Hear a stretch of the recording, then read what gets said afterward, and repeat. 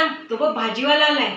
छान मस्त गावठी कोथिंबीर आहे त्याच्याकडे. जर घेऊन येते 2 पेंड्या आपल्याला. हा पण अगं घेऊन येते मी. माझ्याकडे ना सुट्टे पैसे नाहीयेत. काय ग, 20 रुपये सुट्टे नाहीत तुझ्याकडे? पण ना मी पटकन खाली जाऊन येते आणि भाजीवाल्याला ना गुगल पे करून येते. काय म्हणाली मी? नाही.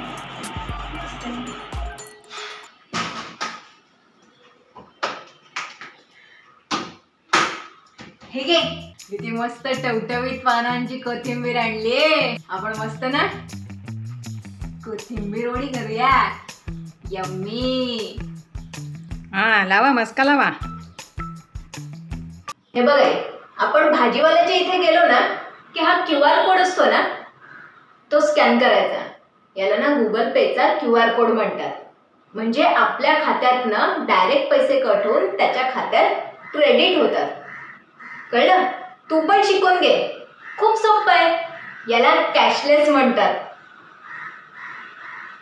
काहीतरी नवीन आहे, शिकायला पाहिजे. कुठेतरी गेली वाटतं. चला आपण मुंबई यायचंय का?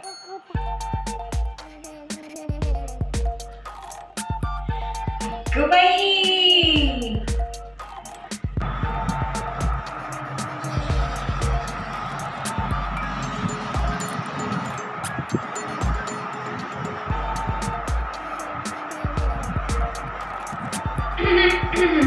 काय काय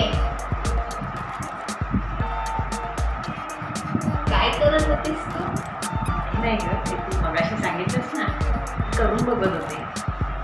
पण मला सांग, असे हवेत पैशांचे फोटो काढून पाठवले तर आपलं बँक खाता रिकामा नाही का होणार? आणि त्या भाजीवाल्याने खोटी कोथिंबीर आपल्याला दिली तर आपले पैसे कसे परत मिळणार? हे म्हणजे असं झालं, दिसू आणि मग पोव. म्हणजे आधी खात्री आणि मग व्यवहार. माझा नियम आहे. अगं आई, कुठलाही दुकानदार किंवा कुठलाही भाजी विक्रेता आपल्याला खोटी कोथिंबीर का बरं देईल? आपले पैसे असतात ना, ते अतिशय सुरक्षितपणे जातात आणि त्यांच्याकडे मोबाईलवर वाचणार किंवा त्यांच्याकडे जो बॉक्स ठेवलेला असतो ना, त्याच्यावर वाचणार की गुगल पेवर 20 रुपये मिळाले.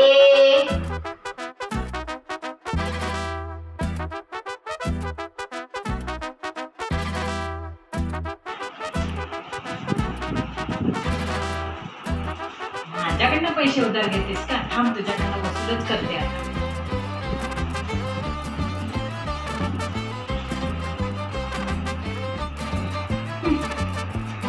गुगल पे पैसेच नाही आले खात्यावर. मी एवढं शिकवलं पण काय आले नाही पैसे. शेताला विचारते कोण.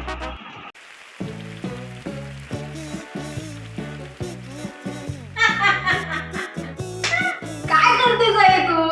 अगं तो QR कोड आहे, स्कॅन करण्यासाठी असतो. स्कॅन करण्यासाठी म्हणजे पैसे घेण्यासाठी किंवा देण्यासाठी असतो. तो असा लोकांच्या दारावर जाऊन स्कॅन करायला आणि लोकांच्या खिशातून पैसे काढायला. आपण चुंबक नाही लावलाय ग. असं काही करू नकोस तू. हा, ठेवतो मोबाईल खाली ठेव.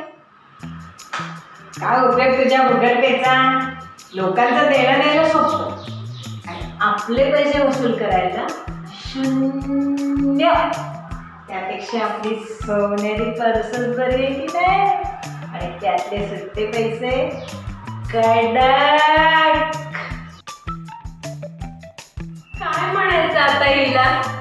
हिला मी व्यवहार सोपा कर असं शिकवलं, कॅशलेस बनवायला गेले, तर हिने मला